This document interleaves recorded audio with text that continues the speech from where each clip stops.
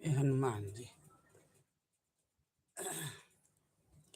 हम तो आरती उतारे महावीर के चरण में गिर के ना। हनुमान के हृदय में हनुमान के हृदय में रघुवीर लिखल बा। छतिए चीर के देखे भैया सीताराम लिखल बा।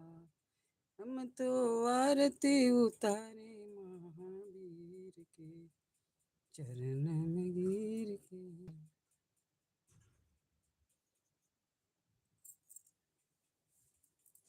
हाय राम जी के दूत मैया अंजनी के पुत्र हुआ सेवक हाय श्री रघुवीर।